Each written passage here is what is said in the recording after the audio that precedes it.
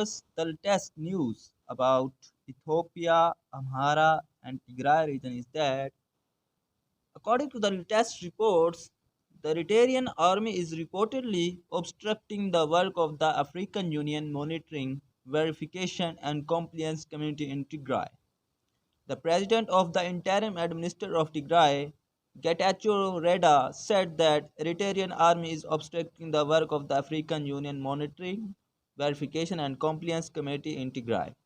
The president made the remarks while briefing the committee on the implementation of the Pretoria Peace Agreement and the work done so far.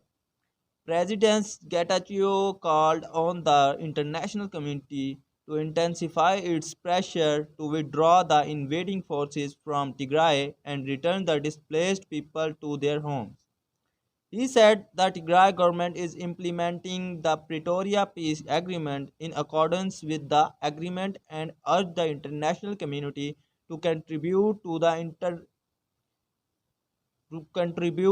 the early implementation of the peace agreement by both sides. Major General Stephen Radhina, senior head of the African Union Mission in Monitoring, Verification and Compliance Community, said the Tigray army has so far handed over heavy weapons it possessed in accordance with the Pretoria Treaty.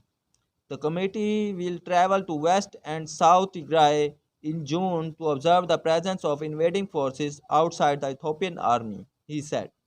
Director of Conflict Resolution at the African Union, Dr. Al-Haji Sarjo Bah, called on the African Union and international stakeholders to contribute the reconstruction of Tigray's war-damaged institutions.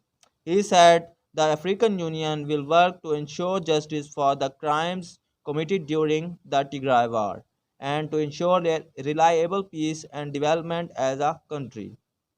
Furthermore, a delegation of over 8 village committee members, led by the chief of the African Union Mission in Monitoring, Verification and Compliance Community, Major General Stephen Radina, visited the Al Chade Relief and Development Association (ERDA) today. The Al Chade Relief and Development Association (ERDA) has sheltered more than 4,800 people, including children, displaced persons, and sisters who have been sexually assaulted. Another news from Ethiopia and Amhara region is that the crisis currently impacting the Afar, Amhara, and Tigray regions is predominantly driven by the conflict with the Tigray People's Liberation Front (TPLF).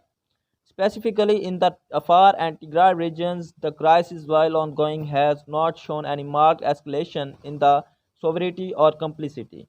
However, for the sake of accuracy and an effective response, it is vital to constantly reassess these situations. On the other hand, the situation facing the Amhara region and its people, initially sparked by the same Tigray People's Liberation Front conflict, has evolved into a more threatening crisis. These have been a noticeable escalation in the situation since the conflict ended, and today we have the risk of another civil war being provoked in the Amhara region. In particular, the Amhara people, primarily in the Oromia region and Addis Ababa, the Ethiopian capital, have experienced a rising wave of ethnically targeted violence. There is a troubling trend of isolating the Amhara region, its special forces, and the Fano group, who played a crucial role in supporting the national forces during the civil war against Tigray People Liberation Front and preserving Ethiopian sovereignty. These actions have transpired without concentrate measures to disarm the Tigray People's Liberation Front as stipulated by the Pretoria Peace Agreement, or to disarm Onyx Shane, an acknowledged terrorist group. Instead, the Prosperity Party (PP), led by the Prime Minister Abiy Ahmed, has been publicly parading Tigray People's Liberation Front like heroes in the front of the nation, and has taken a lenient approach towards Onyx, even though they were responsible for ethnically motivated massacres in the Oromo region. However, this contrasts sharply with the aggressive stance taken against the Amhara region, which has not posed a national security threat or committed any crimes, raising deep concerns about this approach. Simultaneously, Addis Ababa is experiencing significant socio-political changes. The city is witnessing rapid displacement and gentrification due to the urban expansion and economic developments, leading to the marginalization of the original inhabitants and exacerbating already existing challenges.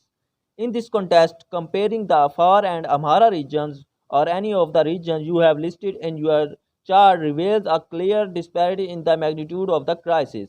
The multifaceted crisis confronting the Amhara region and its people is escalating on several fronts, make their situation more severe than in a Afar region or any other region you have listed.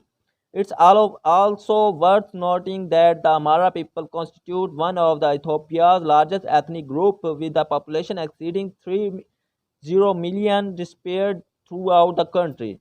Consequently, any ethnic targeting of the Amhara people is more visible than it would be with smaller ethnic groups.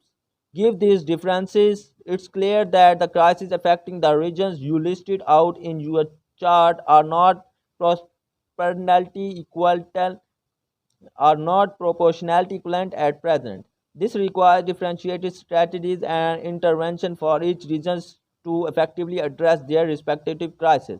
So, justice for Ethiopia and justice for Tigray. This is all from my side. Thanks for watching.